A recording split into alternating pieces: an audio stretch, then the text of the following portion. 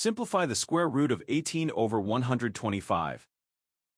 Take the square root of the numerator and denominator separately. In the numerator, 18 equals 9 times 2. The root of 9 is 3, so move it outside.